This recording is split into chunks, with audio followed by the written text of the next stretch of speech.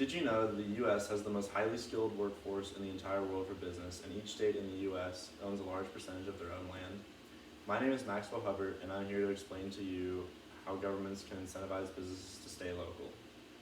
The two methods that a local jurisdiction can use to keep companies local is to offer a talented workforce and reduce initial capital expenditure. I'll explain how governments can incentivize businesses to stay local through two main points. First, by addressing why they leave, and second, by giving specific methods these jurisdictions can use to counter the reasons companies leave. First, let's address why companies don't decide to stay local. According to Kimberly Amadeo, who has a Master's of Science in Economic Management from MIT, companies' primary motivation for moving overseas or to other countries is because they capitalize on lower standards of living in other countries by paying their workers less than they would pay them in the United States. The lower cost of labor allows these companies to sell their products for less, keeping them globally competitive. Companies move their manufacturing to other countries to reduce the cost they have to incur to produce their product or offer their service.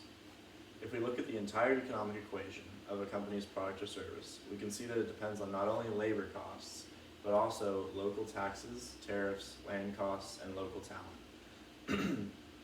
Due to the minimum wage in the United States, local jurisdictions can't offer lower wage workers, but they can offer higher skilled labor and incentives such as discounted land. If a local jurisdiction can offer incentives in the form of discounted local taxes, land costs, lack of tariffs, and a higher level of local talent to offset the cost of higher labor in the United States, this would increase the likelihood of a company keeping production local, because it would balance out the total economic benefits between production here and production in other countries. One thing local jurisdictions can do is offer a highly educated and skilled workforce who can actually produce the value they are being paid. The U.S. has one of the best university systems in the entire world, especially for business. According to U.S. News Today, a well-respected media source with a high level of transparency for how they rank schools, the top 30 business schools in the world in 2021 are U.S.-based. This means that the U.S. is the best place to establish a business because we have the highest skilled labor for businesses in the world. To encourage this, local jurisdictions can increase their funding of higher educational institutions, especially those that produce graduates in business. According to Ballotpedia, a bipartisan political encyclopedia, as of 2013, state jurisdictions own large percentages of land. Kansas owns 52,510,000 acres of land.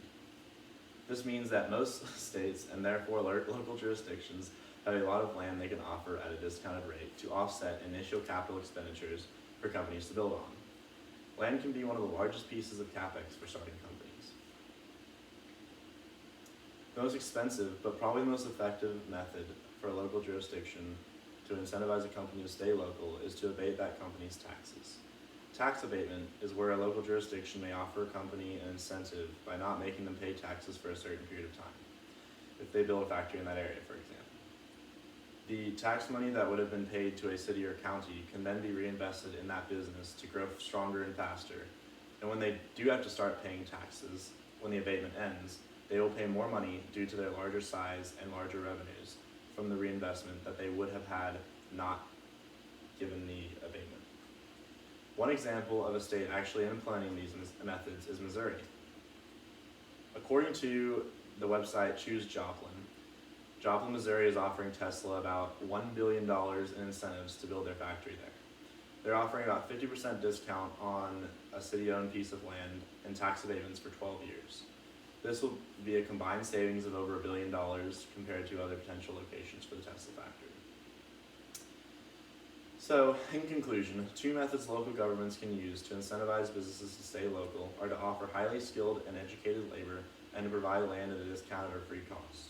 Since the U.S. has a highly skilled labor force, especially in business, and it has a lot of land owned by the government, these are two viable methods to keep businesses local.